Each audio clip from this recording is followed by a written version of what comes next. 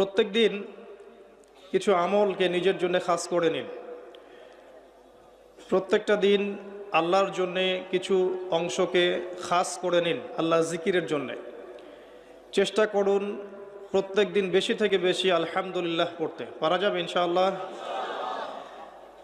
কমপক্ষে 100 বার পড়ার চেষ্টা করেন সুবহানাল্লাহ। পারা যাবে ইনশাআল্লাহ? 100 বার চেষ্টা করেন সুবহানাল্লাহি ওয়া বিহামদিহি, সুবহানাল্লাহি ওয়া বিহামদিহি। মিজানের পাল্লায় দুটো কালিমা প্রচণ্ড ভারী হবে, সুবহানাল্লাহি ওয়া বিহামদিহি, সুবহানাল্লাহিল আযীম।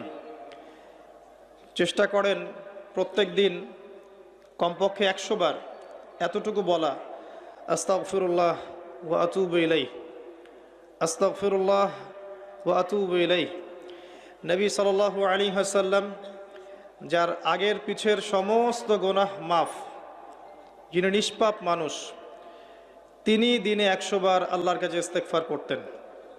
সেখানে আমাদের কতবার করা উচিত আমরা নিজেরাই বুঝতে পারছি। কমপক্ষে 100 বার বলতে চেষ্টা করি আস্তাগফিরুল্লাহ ওয়া আতুবু ইলাইহি। এবং সকালে এবং সন্ধ্যায় একবার করে বলার চেষ্টা করি সাইয়্যিদুল ইস্তেগফার। সাইয়্যিদুল ইস্তেগফার কোন বইয়ে পাবেন? আমি রেফার করি একটা বই, হিসনুল মুসলিম। এই বইটার অ্যাপসও পাওয়া যায় প্লে স্টোরে, এখানে পাবেন। সকালবেলা পড়ার পরে কেউ যদি সন্ধ্যার আগে মারা যায় ইনশাল্লাহ জান্নাতে যাবে। সন্ধ্যাবেলায় পড়ার পরে ফজর হওয়ার আগেই যদি মারা যায় ইনশাল্লাহ জান্নাতে যাবে। কোনটা সাইয়্যিদুল ইস্তেগফার? আল্লাহুম্মা আনতা রাব্বি লা ইলাহা ইল্লা আনতা খালাকতানি আনা আবদুক ওয়া আনা আলা আহদিক ওয়া ওয়া'দিকা মাস্তাতা'ত আউযু বিকা মিন শাররি মা সানা'ত আবুউ লাকা বিনি'মাতিকা আলাইয়া ওয়া আবুউ বিযানবি ফাগফিরলি ফাইন্নাহু লা ইয়াগফিরু যুনুবা ইল্লা আনতা। এর আগে কখনো শুনেছেন?